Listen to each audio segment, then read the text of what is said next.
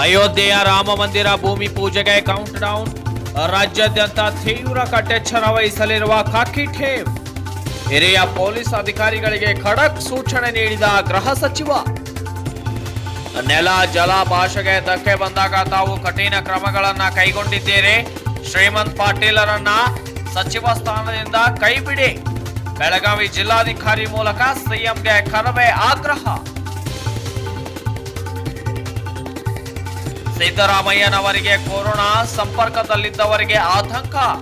ಮಣಿಪಾಲ್ ಆಸ್ಪತ್ರೆಯ ಒಂದೇ ಮಹಡಿಯಲ್ಲಿ ಹಾಲಿ ಮಾಜಿ ಸಿಎಂಗೆ ಚಿಕಿತ್ಸೆ. ಮಣಿಪಾಲ್ ಆಸ್ಪತ್ರೆಯಲ್ಲೇ ಜೆಡಿಎಸ್ ಶಾಸಕ ಬಿ ಸತ್ಯನಾರಾಯಣ ನಿಧನ.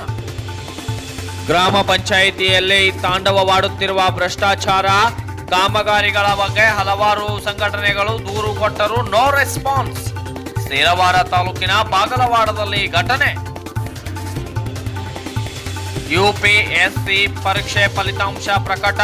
ಬೆಳಗಾವಿಯ ಕೀರ್ತಿ ಹೆಚ್ಚಿಸಿದ 4, ಕರ್ನಾಟಕದ 25 ಮಂದಿ ಉತ್ತೀರ್ಣ. S9 ನ್ಯೂಸ್ಗೆ ಸ್ವಾಗತ. ನಾನು ವೀರೇಶ್.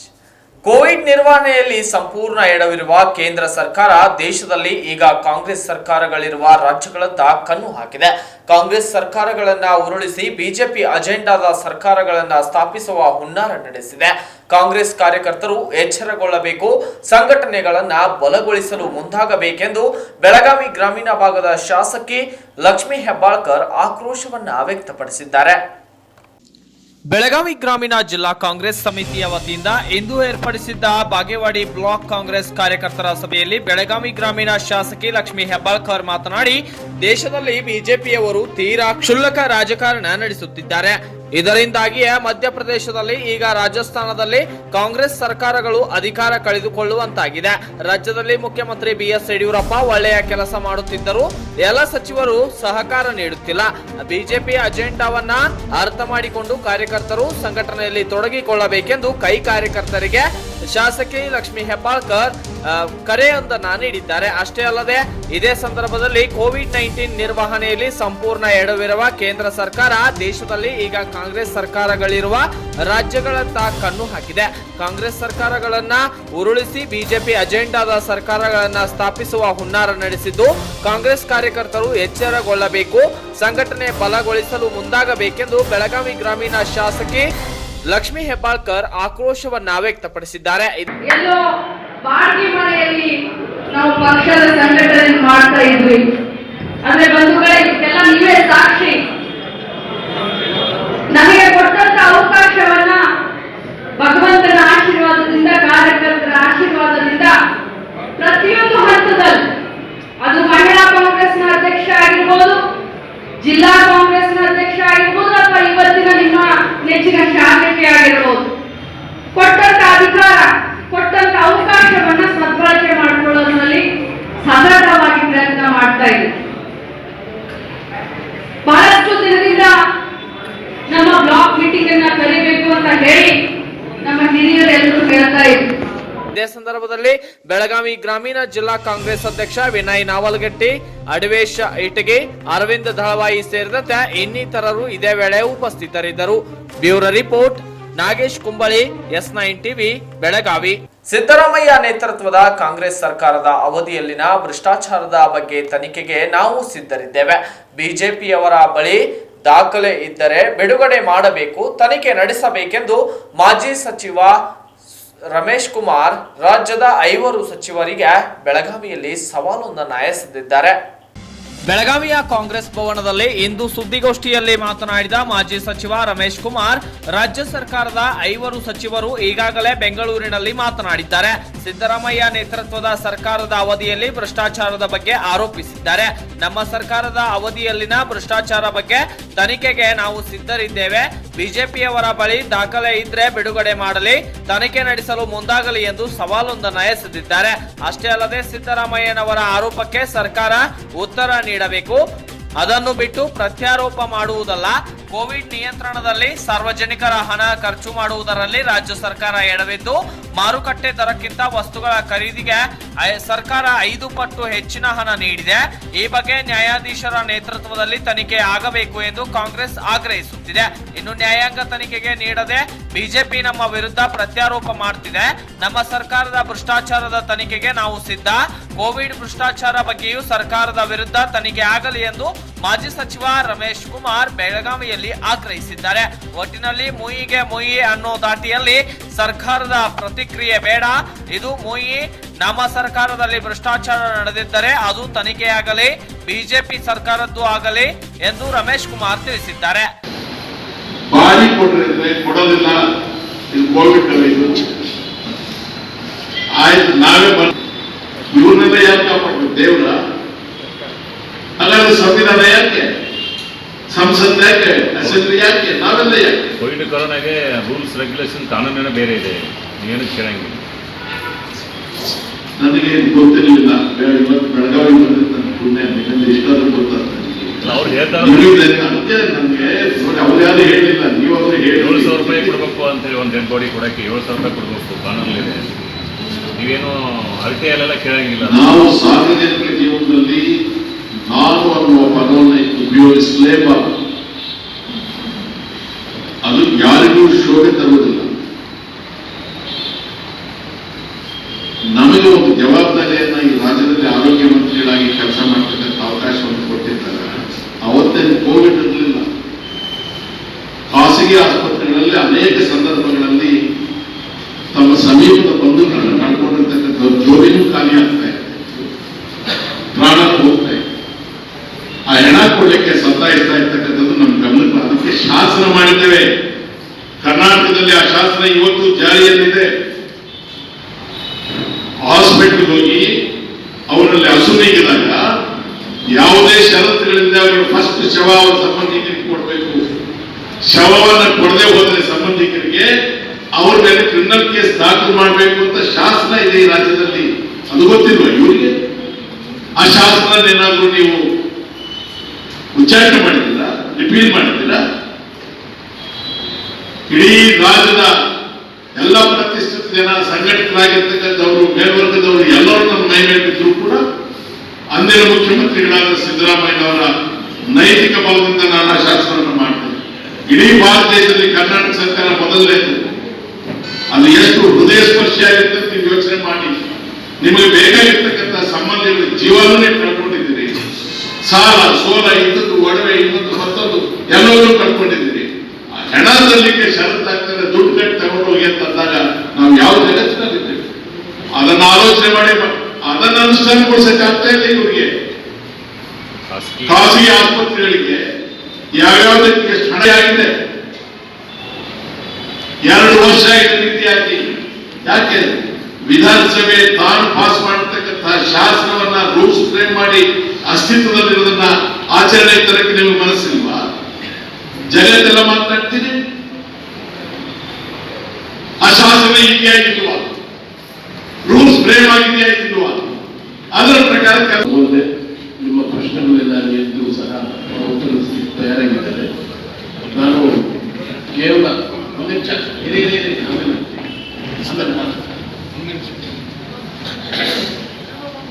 ಇದು ಒಂದು ನಿಮ್ಮ ಗಮನಕ್ಕೆ ಇರಬೇಕು ಅಂತ ಹೇಳ್ಬಿಟ್ಟು ನಾನು ಇಚ್ಛಿಸುತ್ತೇನೆ. ಬೆಂಗಳೂರು ನಗರ ಪಿಎಲ್ ಫ್ಯಾಕ್ಟರಿ ಇವತ್ತು ಈಗಾಗಲೇ 50,000 ಭಾರತ್ ಎಲೆಕ್ಟ್ರಾನಿಕ್ಸ್ ಲಿಮಿಟೆಡ್ 50,000 ವೆಂಟಿಲೇಟರ್ಸ್ಗೆ ಆರ್ಡರ್ ಕೊಟ್ಟಿದ್ದಾರೆ. ಅದರಲ್ಲಿ 30,000 ವೆಂಟಿಲೇಟರ್ಸ್ ತಯಾರಾಗ್ತಾ ಇರ್ತಕ್ಕಂಥದ್ದು ಬೆಂಗಳೂರಲ್ಲೇ ತಯಾರಾಗ್ತಾ ಇರ್ತಕ್ಕಂಥದ್ದು. ಬೆಂಗಳೂರಿಂದ ಇಡೀ ದೇಶಕ್ಕೆ ಮಾಡ್ತಕ್ಕಂಥ ವ್ಯವಸ್ಥೆ ಮಾಡಿದ್ದಾರೆ. ಪಿಎಲ್ ಫ್ಯಾಕ್ಟರಿ ಎಲ್ಲಿದೆ? ವಿಧಾನಸೌಧದಿಂದ ಕೇವಲ 10 ಕಿಲೋಮೀಟರ್ ದೂರ ಇದೆ. ನೀವು ವೆಂಟಿಲೇಟರ್ ತಗೊಳ್ಬೇಕಾದ್ರೆ ಪಿಎಲ್ ಫ್ಯಾಕ್ಟರಿಗೆ ಆರ್ಡರ್ ಕೊಡ್ಬೋದಾಗಿತ್ತು. ಅದೇ ರೇಟ್ಗೆ ನಿಮಗೆ ಆರ್ಡರ್ ವೆಂಟಿಲೇಟರ್ ಸಿಗ್ತಾ ಇತ್ತು. ಅದೇ ರೀತಿ ಇಡೀ ದೇಶಕ್ಕೆ PPE ಕಿಟ್ಸ್ ಏನ್ ಪ್ರಾಡಕ್ಟ್ ಈಗ ಪ್ರಸ್ತಾಪ ಮಾಡಿದ್ರು, ಮತ್ತೆ ಮಾಸ್ಕ್, ಸ್ಯಾನಿಟೈಸರು ನಮ್ಮ ಇಡೀ ಕರ್ನಾಟಕದಲ್ಲಿ ಮ್ಯಾನುಫ್ಯಾಕ್ಚರ್ ಆಗ್ತಾ ಇರ್ತಕ್ಕಂಥದ್ದು ಕೇವಲ 50,000 ಲೀಟರ್ಸ್. ಅದನ್ನು ಇವತ್ತಿನ ದಿವಸ ನಮ್ಮ ಡಿಸ್ಟಿಲರೀಸ್, ಕರ್ನಾಟಕದಲ್ಲಿ ಇರ್ತಕ್ಕಂಥ ಡಿಸ್ಟಿಲರೀಸು 4 ಲಕ್ಷ ಲೀಟರ್ಸ್ ಮ್ಯಾನುಫ್ಯಾಕ್ಚರ್ ಮಾಡ್ತಾರೆ. 4 ಲಕ್ಷ ಲೀಟರ್ಸ್. ಅದು ಕರ್ನಾಟಕದಲ್ಲೇ ತಾವು ತಗೊಳ್ಬೋದಾಗಿತ್ತು. ನೀವು ಕೆಲವು ಆಂಧ್ರಾಗೆ ಆರ್ಡರ್ ಕೊಟ್ಟಿದ್ದೀರಿ, ಕೆಲವು ತಮಿಳುನಾಡಿಗೆ ಆರ್ಡರ್ ಕೊಟ್ಟಿದ್ದೀರಿ. ಅದರ ಉದ್ದೇಶ ಕರ್ನಾಟಕದಲ್ಲಿ ಸಿಗ್ತಾ ಇದೆ.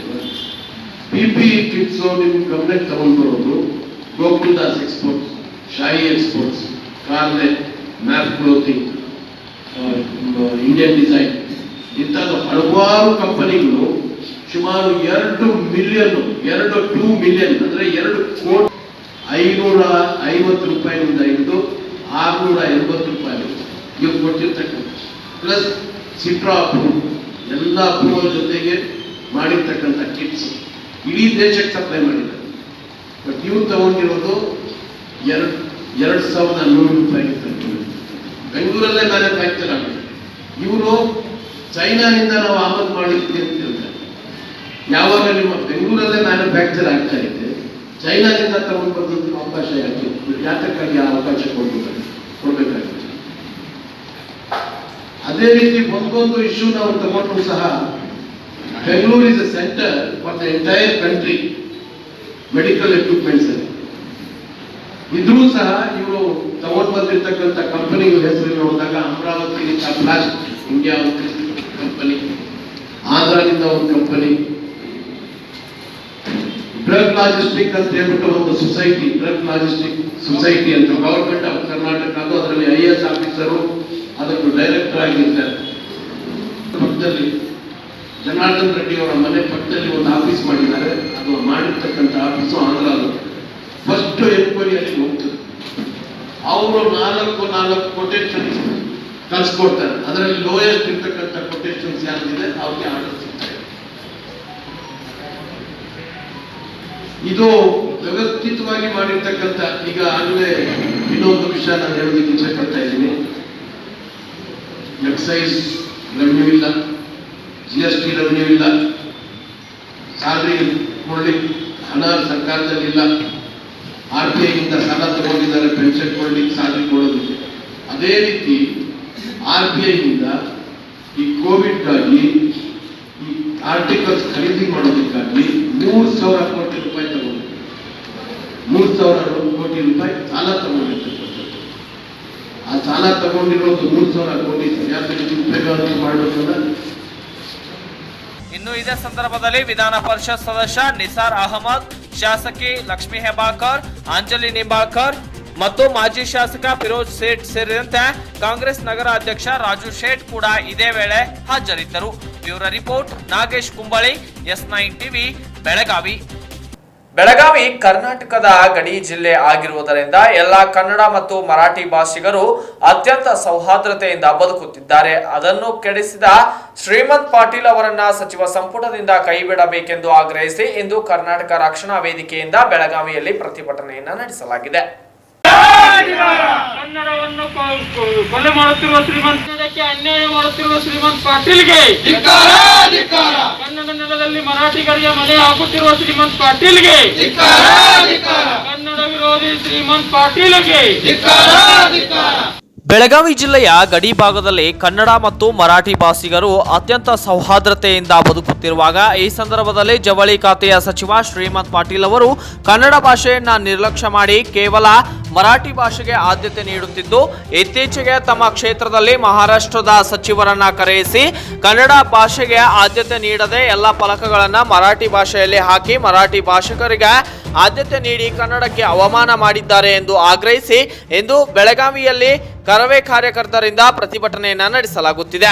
ಇನ್ನು ಅಷ್ಟೇ ಅಲ್ಲದೆ ಕೂಡಲೇ ಅವರನ್ನ ಕರ್ನಾಟಕ ಸರ್ಕಾರ ಸಚಿವ ಸಂಪುಟದಿಂದ ವಜಾ ಮಾಡಬೇಕು ಎಂದು ಕರವೇ ಕಾರ್ಯಕರ್ತರು ಒತ್ತಾಯಿಸಿದ್ದಾರೆ. ಇನ್ನು ಮುಖ್ಯಮಂತ್ರಿಗಳಿಗೆ ತಾವು ಯಾವತ್ತು ನೆಲ, ಜಲ, ಭಾಷೆಗೆ ಧಕ್ಕೆ ಬಂದಾಗ ತಾವು ಕಠಿಣ ಕ್ರಮಗಳನ್ನ ಕೈಗೊಂಡಿದ್ದೀರಿ. ಆದರೆ ಸಚಿವ ಶ್ರೀಮಂತ್ ಪಾಟೀಲ್ ರವರ ಈ ಗಡಿ ಭಾಗದಲ್ಲಿ ಕೇವಲ ಮರಾಠಿ ಭಾಷೆಗೆ ಆದ್ಯತೆ ನೀಡಿ ಕನ್ನಡ ಭಾಷೆಗೆ ಅವಮಾನ ಮಾಡುತ್ತಾ ಬಂದಿದ್ದು, ಈ ಕೂಡಲೇ ಅವರ ವಿರುದ್ಧ ಶಿಸ್ತಿನ ಕ್ರಮ ತೆಗೆದುಕೊಂಡು ಸಚಿವ ಸಂಪುಟದಿಂದ ಕೈ ಬಿಡಬೇಕೆಂದು ಬೆಳಗಾವಿ ಜಿಲ್ಲಾಧಿಕಾರಿ ಕಚೇರಿಯ ಎದುರು ಪ್ರತಿಭಟನೆಯನ್ನು ನಡೆಸಲಾಗುತ್ತಿದೆ. ಇನ್ನು ಕರವೇ ರಾಜ್ಯ ಸಂಚಾಲಕರಾದ ಮಹಾದೇವ್ ತಳವಾರ್ ಇದೇ ವೇಳೆ ಮಾತನಾಡಿ, ಮಹಾರಾಷ್ಟ್ರದ ಕದಮ್ ಅಂತ ವ್ಯಕ್ತಿಯವರು ಕರ್ನಾಟಕ ನೆಲದಲ್ಲಿ ಸಕ್ಕರೆ ಕಾರ್ಖಾನೆ ನಿರ್ಮಿಸಲಿಕ್ಕೆ ಹೊರಟಿರುವಾಗ ಸಕಲ ಮೂಲಭೂತ ಸೌಕರ್ಯಗಳನ್ನು ಪಡೆಯುತ್ತಿರುವ ಸಚಿವರು ಶ್ರೀಮಂತ್ ಪಾಟೀಲ್ ಅವರು ಇದಕ್ಕೆ ಕುಮ್ಮಕ್ಕು ನೀಡುತ್ತಿದ್ದಾರೆ. ಕನ್ನಡ ಭಾಷೆಗೆ ಸ್ಥಾನಮಾನ ನೀಡದೆ ಕನ್ನಡ ಮಾತನಾಡದೇ ಇರುವುದು ಖಂಡನೀಯ. ಒಬ್ಬ ರಾಜ್ಯ ಸಂಪುಟದ ಸಚಿವರು ಆಗಿ ಕರ್ನಾಟಕ ಸರ್ಕಾರದ ಅಂಗವಾಗಿ ಕನ್ನಡದ ಭಾಷೆಯನ್ನ ಕಾಪಾಡಬೇಕು ಆಗಿತ್ತು. ಆದರೆ ಯಾವುದೇ ರೀತಿ ಕನ್ನಡ ಭಾಷೆಗೆ ಅನ್ಯಾಯ ಮಾಡಿದ್ದನ್ನ ನಾವು ಖಂಡಿಸುತ್ತಿದ್ದೇವೆ ಎಂದು ತಮ್ಮ ಆಕ್ರೋಶವನ್ನ ಹೊರಹಾಕಿದ್ದಾರೆ. ಎರಡು ದಿನಗಳ ಹಿಂದೆ ಮಹಾರಾಷ್ಟ್ರದ ಸಹಕಾರ ಸಚಿವರಾದಂಥ ಕದಮ್ ಅವರು ಕರ್ನಾಟಕ ನೆಲದಲ್ಲಿ ಸಕ್ಕರೆ ಕಾರ್ಖಾನೆಯನ್ನ ಸ್ಥಾಪನೆ ಮಾಡಲಿಕ್ಕೆ ಹೊರಟಿದ್ದು, ಆ ಸಕ್ಕರೆ ಕಾರ್ಖಾನೆಗೆ ಕರ್ನಾಟಕದಿಂದ ಸಕಲ ಮೂಲಭೂತ ಸೌಕರ್ಯಗಳನ್ನು ಪಡೆದಿರ್ತಕ್ಕಂಥ ಸಚಿವರು ಅದಕ್ಕೆ ಕುಮ್ಮಕ್ಕು ನೀಡುವಂಥ ಕರ್ನಾಟಕ ರಾಜ್ಯದ ಜವಳಿ ಖಾತೆ ಸಚಿವರಾದಂಥ ಶ್ರೀಮಂತ್ ಪಾಟೀಲ್ ಅವರು ಅಲ್ಲಿ ಯಾವುದೇ ರೀತಿ ಕನ್ನಡಕ್ಕೆ ಒಂದು ಸ್ಥಾನಮಾನ ನೀಡದೆ ಕನ್ನಡ ಮಾತನಾಡದೆ ಅನ್ಯಾಯವನ್ನು ಮಾಡಿದ್ದನ್ನು ಕರ್ನಾಟಕ ರಕ್ಷಣಾ ವೇದಿಕೆ ಇವತ್ತು ಬೆಳಗಾವಿ ಜಿಲ್ಲಾ ಘಟಕದ ವತಿಯಿಂದ ಖಂಡಿಸ್ತೀವಿ. ಒಬ್ಬ ರಾಜ್ಯ ಸಂಪುಟದ ಸದಸ್ಯರಾಗಿ ಮತ್ತು ಕರ್ನಾಟಕ ಸರ್ಕಾರದ ಅಂಗವಾಗಿ ಕನ್ನಡದ ಅಸ್ಮಿತೆಯನ್ನು ಕಾಪಾಡಬೇಕಾದಂಥದ ಒಂದು ಕರ್ತವ್ಯವನ್ನು ಶ್ರೀಮಂತ್ ಪಾಟೀಲ್ ಮಾಡಬೇಕಾಗಿತ್ತು. ಆದರೆ ತಮ್ಮ ಉದ್ದೇಶಪೂರ್ವಕವಾಗಿ ಕನ್ನಡವನ್ನು ಕಡೆಗಣಿಸುವಂಥ ಕೆಲಸವನ್ನು ಶ್ರೀಮಂತ್ ಪಾಟೀಲ್ ಮಾಡಿದ್ದಾರೆ. ಅದನ್ನು ರಾಜ್ಯ ಸರ್ಕಾರ ಮತ್ತು ಬಿಜೆಪಿ ಪಕ್ಷ ಗಂಭೀರವಾಗಿ ಪರಿಗಣಿಸಬೇಕು. ಅವನ್ನ ಸಚಿವ ಸಂಪುಟದಿಂದ ಕೈ ಬಿಡಬೇಕು ಅಂತೇಳಿ ನಾವು ಈ ದಿನ ಒತ್ತಾಯ ಮಾಡ್ತೀವಿ. ಮತ್ತು ಅವರಿಗೆ ಚೀಮಾರಿ ಹಾಕೋ ಸಲುವಾಗಿ ಅವರ ಫೋಟೋವನ್ನು ಸುಡುವಂಥ ಒಂದು ಕಾರ್ಯಕ್ರಮ ಇಲ್ಲಿ ನಾವು ಮಾಡ್ತಾ ಇದ್ದೀವಿ. ಇನ್ನು ಇದೇ ಸಂದರ್ಭದಲ್ಲಿ ಬೆಳಗಾವಿ ಜಿಲ್ಲಾ ಅಧ್ಯಕ್ಷರಾದ ದೀಪಕ್ ಗುಡಗನಟ್ಟಿ, ಸುರೇಶ್ ಗವನ್ನವರ್, ನಿಂಗರಾಜ್ ಗುಂಡ್ಯಾಗೋಳ್ ಸೇರಿದಂತೆ ಇನ್ನಿತರರು ಇದೇ ವೇಳೆ ಉಪಸ್ಥಿತರಿದ್ದರು. Bureau report Nagesh Kumbali, S9 TV, Belagavi. Seravara ತಾಲೂಕಿನ ಬಾಗಲವಾಡ ಗ್ರಾಮ ಪಂಚಾಯಿತಿಯಲ್ಲಿ ಭಾರೀ ಭ್ರಷ್ಟಾಚಾರ ನಡೆದಿರುತ್ತದೆ ಎಂಬ ಮಾಹಿತಿ ಈಗ ಲಭ್ಯವಾಗಿದೆ. ಸೇರವಾರ ತಾಲೂಕಿನ ಬಾಗಲವಾಡ ಗ್ರಾಮ ಪಂಚಾಯಿತಿಯಲ್ಲಿ ಸುಮಾರು 2018ರಿಂದ 2020ರವರೆಗೆ ಸುಮಾರು 78 ಲಕ್ಷ 14ನೇ ಹಣಕಾಸು ಯೋಜನೆ ಅಡಿಯಲ್ಲಿ ಮಂಜೂರಾಗಿದ್ದು, ಈ ಒಂದು ಯೋಜನೆ ಅಡಿಯಲ್ಲಿ ಇದುವರೆಗೆ ಯಾವುದೇ ಒಂದು ಕಾಮಗಾರಿ ನಿರ್ವಹಿಸದೆ ಮತ್ತು ಇದರಲ್ಲಿ ಸರ್ಕಾರ ಆದೇಶವು SC ST ಇರುವಂತಹ ಕಾಲೋನಿಯಲ್ಲಿ ಚರಂಡಿ ನಿರ್ಮಾಣ ಮತ್ತು ಬೀದಿ ದೀಪಗಳ ಅಳವಡಿಕೆ ಮಾಡಬೇಕೆಂದು ಸರ್ಕಾರ ಆದೇಶ ಇದ್ದರೂ ಕೂಡ ಈ ಒಂದು ಆದೇಶವನ್ನ ಗಾಳಿಗೆ ತೂರಿ ಸಾರ್ವಜನಿಕರು ಈ ಬಂದಂತಹ ಹಣವನ್ನ ಏನು ಮಾಡಿದ್ದಾರೆ ಎಂದು ಕೇಳಿದರೆ ನಮಗೆ ಹಣ ಬಂದಿಲ್ಲ, ನಮಗೇನು ಕೇಳುತ್ತಾರೆ ಎಂದು ಅವರಿಗೆ ಅವಾಚ್ಯ ಶಬ್ದಗಳಿಂದ ನಿಂದನೆ ಮಾಡುತ್ತಿದ್ದಾರೆ. ಇಷ್ಟೇ ಅಲ್ಲದೆ ಈ ಒಂದು ಕಾಮಗಾರಿ ಬಗ್ಗೆ ಹಲವಾರು ಸಂಘಟನೆಗಳು ದೂರು ಕೊಟ್ಟರೂ ಕೂಡ ಈ ಸಂಬಂಧಪಟ್ಟ ಅಧಿಕಾರಿಗಳಾಗಲಿ ಬಾಗಲವಾಡ ಗ್ರಾಮಕ್ಕೆ ಭೇಟಿ ನೀಡದೆ ನಿರ್ಲಕ್ಷ್ಯ ತೋರಿದ್ದಾರೆ ಎಂಬ ಪ್ರಕರಣ ಈಗ ಬೆಳಕಿಗೆ ಬರುತ್ತಿದೆ. ಈ ಹಿಂದೆ ಕಾರ್ಯನಿರ್ವಹಿಸಿದ ಬಾಗಲವಾಡ ಗ್ರಾಮ ಪಂಚಾಯಿತಿಯಲ್ಲಿ PDOಗಳಾಗಿ ಖಾಲಿದ್ ಅಹಮದ್ ಮತ್ತು ಅಕ್ಬರ್ ಪಾಷಾ ಇಬ್ಬರು ವ್ಯಕ್ತಿಗಳು ಸೇರಿಕೊಂಡು ಬಾಗಲವಾಡ ಗ್ರಾಮ ಪಂಚಾಯಿತಿಯಲ್ಲಿ ಲಕ್ಷಗಟ್ಟಲೆ ಹಣವನ್ನ ಗುಳುಂ ಎಂದು ನುಂಗಿ ನೀರು ಕುಡಿದಿದ್ದಾರೆ. ಅದೇ ರೀತಿಯಾಗಿ ಉದ್ಯೋಗ ಖಾತ್ರಿ ಯೋಜನೆ ಅಡಿಯಲ್ಲಿ BOC ಕಾಮಗಾರಿಯೂ ಕೂಡ 1 ಕೋಟಿಗೂ ಅಧಿಕ ಕಾಮಗಾರಿಯನ್ನ ನಿರ್ವಹಿಸಿ ತಮಗೆ ಬೇಕಾದ ಏಜೆನ್ಸಿಗೆ ಕಾಮಗಾರಿ ನೀಡಿ ಅವರಿಂದ ಇಂತಿಷ್ಟು ಹಣ ಪಡೆದುಕೊಂಡು ಕೆಲಸ ಕೊಟ್ಟು ಅದರಿಂದ ಲಾಭವನ್ನ ಪಡೆದುಕೊಳ್ಳುತ್ತಾರೆ. ಇಂತಹ ಅಧಿಕಾರಿಗಳ ವಿರುದ್ಧ ಸೂಕ್ತ ತನಿಖೆಯಾಗಬೇಕೆಂದು ಸಾರ್ವಜನಿಕರು ಆಕ್ರೋಶವನ್ನ ವ್ಯಕ್ತಪಡಿಸಿದ್ದಾರೆ. Bureau report Channabasava Bagalwad, S9 TV, Seravara. ಮುಖ್ಯಮಂತ್ರಿ BS ಯಡಿಯೂರಪ್ಪನವರು ಶೀಘ್ರವಾಗಿ ಗುಣಮುಖರಾಗಲಿ ಎಂದು ಬೆಳಗಾವಿ ಕ್ಷೇತ್ರದ ಮಾಜಿ ಶಾಸಕ ವಿಶ್ವನಾಥ್ ಪಾಟೀಲ್ ಅಭಿಮಾನಿ ಬಳಗದಿಂದ ಇಂದಿರಾ ಕಾಲೋನಿಯಲ್ಲಿರುವ ವೆಂಕಟೇಶ್ವರನಿಗೆ ವಿಶೇಷ ಪೂಜೆಯನ್ನ ಸಲ್ಲಿಸಿದ್ದಾರೆ. ನಿನ್ನೆಯಷ್ಟೇ ರಾಜ್ಯದ ಮುಖ್ಯಮಂತ್ರಿ BS ಯಡಿಯೂರಪ್ಪನವರಿಗೆ ಕೊರೋನಾ ಪಾಸಿಟಿವ್ ಬಂದ ಹಿನ್ನೆಲೆಯಲ್ಲಿ ರಾಜ್ಯ ಬಿಜೆಪಿ ನಾಯಕರಿಗೆ ಹಾಗೂ ಪಕ್ಷದ ಕಾರ್ಯಕರ್ತರಿಗೆ ಬಹುದೊಡ್ಡ ಶಾಕ್ ಒಂದು ಬಂದು ಒದಗಿದಂತಾಗಿದೆ. ಆದರೆ ರಾಜ್ಯದ ಮುಖ್ಯಮಂತ್ರಿ BS ಯಡಿಯೂರಪ್ಪನವರು ಶೀಘ್ರವಾಗಿ ಗುಣಮುಖರಾಗಲೆಂದು ಬೈಲಹೊಂಗಲ ಕ್ಷೇತ್ರದ ಮಾಜಿ ಶಾಸಕರಾದ ವಿಶ್ವನಾಥ್ ಪಾಟೀಲ್ ಅಭಿಮಾನಿ ಬಳಗದಿಂದ ಇಂದು ಇಂದಿರಾ ಕಾಲೋನಿಯಲ್ಲಿರುವ ಶ್ರೀ ವೆಂಕಟೇಶ್ವರನಿಗೆ ಪೂಜೆಯನ್ನ ಸಲ್ಲಿಸಲಾಗಿದೆ. ಇದೇ ಸಂದರ್ಭದಲ್ಲಿ ನಮ್ಮ ನಾಯಕರು ಶೀಘ್ರವಾಗಿ ಗುಣಮುಖರಾಗಲೆಂದು ವೆಂಕಟೇಶ್ವರನಿಗೆ ವಿಶೇಷವಾಗಿ ಪಂಚಾಮೃತ ಅಭಿಷೇಕವನ್ನ ಸಲ್ಲಿಸಲಾಗಿದೆ. ಇನ್ನು ಈ ಸಂದರ್ಭದಲ್ಲಿ ಮಾತನಾಡಿದ ಮಾಜಿ ಶಾಸಕ ವಿಶ್ವನಾಥ್ ಪಾಟೀಲ್ ಅವರು ಮುಖ್ಯಮಂತ್ರಿಗಳು ಆದಷ್ಟು ಬೇಗ ಗುಣಮುಖರಾಗಿ ನಾಡಿನ ಜನರ ಸೇವೆ ಮಾಡುವ ಶಕ್ತಿ ಭಗವಂತ ಅವರಿಗೆ ದಯಪಾಲಿಸಲಿ ಎಂದು ಪ್ರಾರ್ಥನೆ ಸಲ್ಲಿಸಿರುವುದಾಗಿ ತಿಳಿಸಿದ ಅವರು ಕೊರೋನಾ ಅಷ್ಟೊಂದು ಭಯಂಕರ ರೋಗವೇನಲ್ಲ, ಆದರೆ ಮುಂಜಾಗ್ರತಾ ಕ್ರಮಗಳು ಅವಶ್ಯಕವೆಂದು ಅಭಿಮಾನಿ ಬಳಗದವರಿಗೆ ಹಾಗೂ ಪಕ್ಷದ ಕಾರ್ಯಕರ್ತರಿಗೆ ಮಾಜಿ ಶಾಸಕ ವಿಶ್ವನಾಥ್ ಪಾಟೀಲ್ ಬೈಲಹೊಂಗಲದಲ್ಲಿ ಸಂದೇಶವೊಂದನ್ನು ರವಾನಿಸಿದ್ದಾರೆ. ದೇವರಿಗೆ ವಿಶೇಷವಾದ ಪೂಜೆ ನಮ್ಮೆಲ್ಲ ಬೈಲಹೊಂಗಲ ಬಿಜೆಪಿ ಕಾರ್ಯಕರ್ತರು ನಮ್ಮೆಲ್ಲ ಗೆಳೆಯರು ಕೂಡಿ ಇವತ್ತು ಮಾಡಿದ್ದೀವಿ. ಯಾಕಂತಂದ್ರೆ ಇವತ್ತು ನಮ್ಮ ರಾಜ್ಯದ ಮುಖ್ಯಮಂತ್ರಿಗಳಾದಂಥ ಯಡಿಯೂರಪ್ಪನವ್ರಿಗೆ ಕೊರೋನಾ ಪಾಸಿಟಿವ್ ಬಂದದ. ಯಾವ ಸಿಂಪ್ಟಮ್ ಇಲ್ಲ, ಅವರು ಯಾವ ಸಿಂಪ್ಟಮ್ ಇಲ್ಲದ್ಲೇ ಹಾಸ್ಪಿಟಲ್ದಿಂದ ಆರಾಮಾಗಿ ಬಂದು ಮತ್ತು ನಮ್ಮ ರಾಜ್ಯದ ಅಭಿವೃದ್ಧಿ ಸಲುವಾಗಿ ಕೆಲಸ ಮಾಡಲಿ ಅನ್ನುವಂಥ ಒಂದು ಬೇಡಿಕೆ ನಾವೆಲ್ಲರೂ ಕಾರ್ಯಕರ್ತರು ಇವತ್ತು ದೇವರಲ್ಲಿ ಇಟ್ಟಿದ್ದೇವೆ. ಮತ್ತು ಅದೇ ರೀತಿ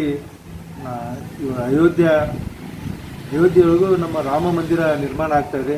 ಅದರ ಸಲುವಾಗಿ ಇವೆಲ್ಲ ಒಂದು ಒಳ್ಳೆಯ ರೀತಿ ಕಾರ್ಯಗಳಾಗಲಿ ಅಂತ ಹೇಳಿ ದೇವರಲ್ಲಿ ಪ್ರಾರ್ಥನೆ ಮಾಡ್ಕೊಳ್ಳೋ ಸಲುವಾಗಿ ಇವತ್ತೆಲ್ಲ ನಾವು ಇಲ್ಲಿ ಕೂಡಿದ್ದೇವೆ. ಅದಕ್ಕೆ ದೇವರು ನಮ್ಮೆಲ್ಲರ ಮ್ಯಾಗ ಅವರ ಆಶೀರ್ವಾದ ಇರಲಿ ಮತ್ತು ಯಡಿಯೂರಪ್ಪನವರು ಒಂದು ಆರೋಗ್ಯ ಒಳ್ಳೆಯದಾಗಲಿ ಮತ್ತು ಅವರು ನಮ್ಮ ರಾಜ್ಯಕ್ಕೆ ಒಂದು ಒಳ್ಳೆಯ ಕೆಲಸ ಮಾಡಲಿ ಅಂತೇಳಿ ಹಾರೈಸ್ತಾರೆ. ಸರ್, ಇದು ಮುಖ್ಯಮಂತ್ರಿಯವರಿಗೆ ಒಂದು ಕೊರೋನಾ ಬಂದಿದೆ, ಅದು ಕೊರೋನಾ ಅಷ್ಟು ಭಯಂಕರನ ಅಥವಾ ಮುಂಜಾಗ್ರತೆ ಆಗುತ್ತೇನಾ ಸರ್? ಕೊರೋನಾ ಅಂತೂ ಭಯಂಕರ ರೋಗ ಅಂತೂ ಅಲ್ಲ.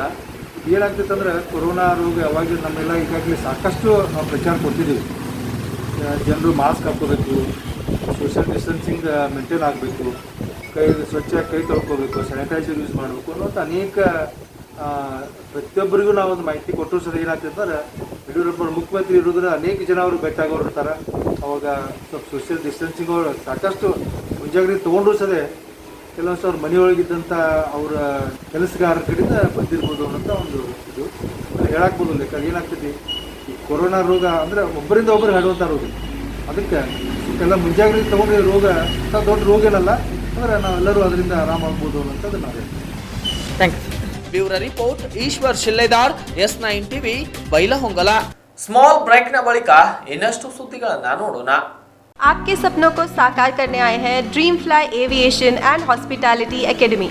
पीयूसी के बाद एविएशन और हॉस्पिटैलिटी इंडस्ट्री में बनाएं अपना ग्रेट करियर ड्रीम फ्लाई के साथ। इंटरनेशनल एक्रेडिटेशन ऑर्गेनाइजेशन से मान्यता प्राप्त dream fly aviation academy Belagavi awarded best aviation academy in 2020 and 2021 from India signature brands और रिकॉर्ड ब्रेकिंग प्लेसमेंट्स की सुविधा। इसके अलावा हर स्टूडेंट को लाइव इन फ्लाइट ट्रेनिंग भी दिया जाता है। Courses air hostess, aircraft ground handling, hospitality and retail. Hello, I am Rajat Jadhav. I have completed my aviation course from Dreamfly Aviation and Hospitality Academy. I am currently placed at Star Airs.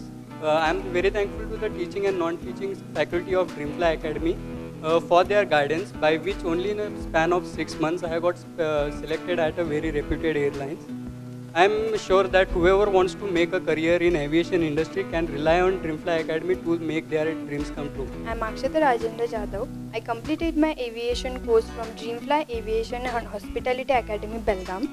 So I got selected in Star Air Airline as operation executive. So this is the academy where I got chance to make my dream come true.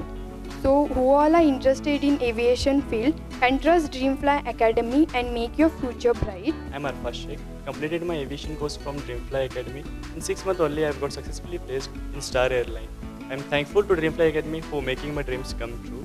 Dreamfly Academy is the academy where you will get a lot of opportunities, and those who are from vernacular medium and so who are used to face English communication problem, so don't worry, here you will get good guidance. I wish you to join this academy to make your career. My name is Shubham Ramakrishna Paste. After completing BCom, I joined the Dreamfly Aviation and completed my course. I got selected in Mumbai Airport thanks to our experienced staffs and Dreamfly Academy. Admissions are open. Contact Dreamfly, plot number 2324/P2, Mother Plaza Building, Ambedkar Nagar, College Road, Chikkodi. Mobile 9900945006. ಬ್ರೇಕ್ನ ಬಳಿಕ ಮತ್ತೆ S9ಗೆ ಸ್ವಾಗತ. ಅಯೋಧ್ಯೆ ರಾಮ ಮಂದಿರ ನಿರ್ಮಾಣ ಭೂಮಿ ಪೂಜೆ ನಾಳೆ ನಡೆಯಲಿದ್ದು, ಈ ಹಿನ್ನೆಲೆಯಲ್ಲಿ ರಾಜ್ಯಾದ್ಯಂತ ತೀವ್ರ ಕಟ್ಟೆಚ್ಚರ ವಹಿಸುವಂತೆ ಪೊಲೀಸರಿಗೆ ಗೃಹ ಸಚಿವ ಬಸವರಾಜ ಬೊಮ್ಮಾಯಿ ಸೂಚನೆಯನ್ನ ನೀಡಿದ್ದಾರೆ. ಅಯೋಧ್ಯೆ ರಾಮ ಮಂದಿರ ನಿರ್ಮಾಣ ಭೂಮಿ ಪೂಜೆ ನಾಳೆ ನಡೆಯಲಿದ್ದು ಈ ಹಿನ್ನೆಲೆಯಲ್ಲಿ ರಾಜ್ಯಾದ್ಯಂತ ತೀವ್ರ ಕಟ್ಟೆಚ್ಚರ ವಹಿಸುವಂತೆ ಪೊಲೀಸರಿಗೆ ಗೃಹ ಸಚಿವ ಬಸವರಾಜ ಬೊಮ್ಮಾಯಿ ಹೇಳಿಕೆಯೊಂದನ್ನು ವ್ಯಕ್ತಪಡಿಸಿದ್ದಾರೆ. ಇನ್ನು ಇದೇ ಸಂದರ್ಭದಲ್ಲಿ ಮಾತನಾಡಿದ ಗೃಹ ಸಚಿವ ಬಸವರಾಜ ಬೊಮ್ಮಾಯಿ ಅವರು ನಾಳೆ ರಾಮ ಮಂದಿರ ಭೂಮಿ ಪೂಜೆ ಇರುವ ಹಿನ್ನೆಲೆಯಲ್ಲಿ ಎಲ್ಲಾ ಅಧಿಕಾರಿಗಳು ತೀವ್ರ ಕಟ್ಟೆಚ್ಚರ ವಹಿಸುವಂತೆ ರಾಜ್ಯದ ಎಲ್ಲ ಹಿರಿಯ ಪೊಲೀಸ್ ಅಧಿಕಾರಿಗಳಿಗೆ ಗೃಹ ಸಚಿವ ಖಡಕ್ ಸೂಚನೆಯೊಂದನ್ನು ನೀಡಿದ್ದಾರೆ. ಇನ್ನು ಇದೇ ಸಂದರ್ಭದಲ್ಲಿ ರಾಜ್ಯದಲ್ಲಿ ಕಾನೂನು ಸುವ್ಯವಸ್ಥೆ ಕಾಪಾಡುವ ದೃಷ್ಟಿಯಿಂದ ಯಾವುದೇ ರೀತಿಯ ಅಹಿತಕರ ಘಟನೆಗಳು ನಡೆಯದಂತೆ ಸೂಕ್ತ ಹಾಗೂ ಅಗತ್ಯ ಕ್ರಮಗಳನ್ನು ಕೈಗೊಳ್ಳಬೇಕೆಂದು ಅಧಿಕಾರಿಗಳಿಗೆ ಗೃಹ ಸಚಿವ ಬಸವರಾಜ ಬೊಮ್ಮಾಯಿ ಖಡಕ್ ಎಚ್ಚರಿಕೆಯೊಂದನ್ನು ನೀಡಿದ್ದಾರೆ. ಸಾಮಾಜಿಕ ಜಾಲತಾಣಗಳಲ್ಲಿ ರಾಜಕೀಯ ನಾಯಕರ ಕುರಿತು ಅವಹೇಳನಕಾರಿ ಹೇಳಿಕೆಗಳನ್ನು ನೀಡದಂತೆ ಕಾಂಗ್ರೆಸ್ ಕಾರ್ಯಕರ್ತರಿಗೆ ಇಂದು ಕೆಪಿಸಿಸಿ ಅಧ್ಯಕ್ಷ ಡಿಕೆ ಶಿವಕುಮಾರ್ ಮನವಿಯೊಂದನ್ನು ಮಾಡಿದ್ದಾರೆ. ಸಾಮಾಜಿಕ ಜಾಲತಾಣಗಳಲ್ಲಿ ರಾಜಕೀಯ ನಾಯಕರ ಕುರಿತು ಅವಹೇಳನಕಾರಿ ಹೇಳಿಕೆಗಳನ್ನು ನೀಡದಂತೆ ಕಾಂಗ್ರೆಸ್ ಕಾರ್ಯಕರ್ತರಿಗೆ ಇಂದು ಬೆಂಗಳೂರಿನಲ್ಲಿ ಕೆಪಿಸಿಸಿ ಅಧ್ಯಕ್ಷ ಡಿಕೆ ಶಿವಕುಮಾರ್ ಮನವಿಯೊಂದನ್ನು ಮಾಡಿಕೊಂಡಿದ್ದಾರೆ. ಈ ಕುರಿತಂತೆ ಸಾಮಾಜಿಕ ಜಾಲತಾಣ ಟ್ವಿಟರ್ನಲ್ಲಿ ಟ್ವೀಟ್ ಮಾಡಿರುವ ಅವರು ರಾಜಕೀಯ ನಾಯಕರ ಆರೋಗ್ಯ ಹಾಗೂ ಇತರೆ ವಿಚಾರಗಳ ಕುರಿತು ಸಾಮಾಜಿಕ ಜಾಲತಾಣದಂತಹ ವೇದಿಕೆಗಳಲ್ಲಿ ಅವಹೇಳನಕಾರಿ ಹೇಳಿಕೆ ನೀಡದಿರಿ. ಇತರರಿಗೆ ಕೆಟ್ಟದ್ದು ಬಯಸುವ ಸಂಸ್ಕೃತಿ ನಮ್ಮದಲ್ಲ. ನಮ್ಮ ಪಕ್ಷ ಸಹೋದರತ್ವ ಹಾಗೂ ಮಾನವೀಯತೆಗೆ ಉದಾಹರಣೆಯಾಗಿದೆ ಎಂದು ಡಿಕೆ ಶಿವಕುಮಾರ್ ಹೇಳಿದ್ದಾರೆ. ಈ ನಡುವೆ ಮಾಜಿ ಸಿಎಂ ಹಾಗೂ ವಿರೋಧ ಪಕ್ಷದ ನಾಯಕ ಸಿದ್ದರಾಮಯ್ಯ ಅವರಲ್ಲೂ ಕೊರೋನಾ ದೃಢಪಟ್ಟಿರುವ ಹಿನ್ನೆಲೆಯಲ್ಲಿ ಶೀಘ್ರಗತಿಯಲ್ಲಿ ಗುಣಮುಖರಾಗಲೆಂದು ನಾನು ಕೂಡ ಹಾರೈಸುತ್ತಿದ್ದೇನೆ ಎಂದು ಡಿಕೆಶಿ ತಮ್ಮ ಟ್ವೀಟ್ ಮಾಡುವ ಮೂಲಕ ಕೈ ಕಾರ್ಯಕರ್ತರಲ್ಲಿ ಮನವಿಯೊಂದನ್ನು ಮಾಡಿಕೊಂಡಿದ್ದಾರೆ. ಮುಖ್ಯಮಂತ್ರಿ ಬಿಎಸ್ ಯಡಿಯೂರಪ್ಪ ಹಾಗೂ ವಿರೋಧ ಪಕ್ಷದ ನಾಯಕ ಸಿದ್ದರಾಮಯ್ಯ ಕೋವಿಡ್-19 ನಿಂದ ಬೇಗ ಚೇತರಿಸಿಕೊಳ್ಳಲಿ ಎಂದು ವೈದ್ಯಕೀಯ ಶಿಕ್ಷಣ ಸಚಿವ ಡಾಕ್ಟರ್ ಕೆ ಸುಧಾಕರ್ ಟ್ವೀಟ್ ಮೂಲಕ ಹಾರೈಸಿದ್ದಾರೆ. ಮುಖ್ಯಮಂತ್ರಿ ಬಿಎಸ್ ಯಡಿಯೂರಪ್ಪ ಹಾಗೂ ವಿರೋಧ ಪಕ್ಷದ ನಾಯಕ ಸಿದ್ದರಾಮಯ್ಯ ಕೋವಿಡ್-19 ನಿಂದ ಬೇಗ ಚೇತರಿಸಿಕೊಳ್ಳಲಿ ಎಂದು ವೈದ್ಯಕೀಯ ಶಿಕ್ಷಣ ಸಚಿವ ಡಾಕ್ಟರ್ ಕೆ ಸುಧಾಕರ್ ಟ್ವೀಟ್ ಮೂಲಕ ಹಾರೈಸಿದ್ದಾರೆ. ವಿರೋಧ ಪಕ್ಷದ ನಾಯಕರು ಮಾಜಿ ಮುಖ್ಯಮಂತ್ರಿ ಸಿದ್ದರಾಮಯ್ಯನವರಿಗೆ ಕೋವಿಡ್ ಪಾಸಿಟಿವ್ ಬಂದಿರುವುದು ತಿಳಿದು ಬಂದಿದೆ. ರಾಜ್ಯ ಕಂಡ ಆದರ್ಶ ರಾಜಕಾರಣಿಯವರು ಅವರಿಗೆ ಪಾಸಿಟಿವ್ ಬಂದಿರುವುದು ನನಗೆ ನೋವಾಗಿದೆ. ಆದಷ್ಟು ಬೇಗನೆ ಅವರು ಚೇತರಿಸಿಕೊಂಡು ಗುಣಮುಖರಾಗಲಿ ಎಂದು ದೇವರಲ್ಲಿ ಪ್ರಾರ್ಥಿಸುತ್ತೇನೆ ಎಂದು ತಿಳಿಸಿದ್ದಾರೆ. ಈ ಬಗ್ಗೆ ಟ್ವೀಟ್ ಮಾಡಿರುವ ಕೆ ಸುಧಾಕರ್, ಮಣಿಪಾಲ್ ಆಸ್ಪತ್ರೆಯ ವೈದ್ಯರೊಂದಿಗೆ ನಿರಂತರ ಸಂಪರ್ಕದಲ್ಲಿದ್ದೇನೆ. ಅವರ ಆರೋಗ್ಯದಲ್ಲಿ ಸ್ಥಿರವಾಗಿದೆ. ರಾಜ್ಯದ ಜನ ಆತಂಕ ಪಡುವ ಅಗತ್ಯವಿಲ್ಲ. ಸಿಎಂ ಬಿಎಸ್ವೈ ಮತ್ತು ಮಾಜಿ ಸಿಎಂ ಬೇಗ ಚೇತರಿಸಿಕೊಂಡು ಮತ್ತೆ ಎಂದಿನಂತೆ ಕರ್ತವ್ಯಕ್ಕೆ ಮರಳಲಿ ಎಂದು ಹಾರೈಸುತ್ತೇನೆ ಎಂದು ವೈದ್ಯಕೀಯ ಶಿಕ್ಷಣ ಸಚಿವ ಡಾಕ್ಟರ್ ಕೆ ಸುಧಾಕರ್ ಟ್ವೀಟ್ ಮೂಲಕ ಹಾರೈಸಿದ್ದಾರೆ. ಇದಾಗಿತ್ತು ಈ ಹೊತ್ತಿನ ಪ್ರಮುಖ ಸುದ್ದಿಗಳು. ನಿರಂತರ ಸುದ್ದಿಗಳಿಗಾಗಿ ನೋಡ್ತಾ ಇರಿ S9 ಟಿವಿ. ಸುದ್ದಿ ನಿಮ್ಮಿಂದ, ಸದ್ದು ನಮ್ಮಿಂದ.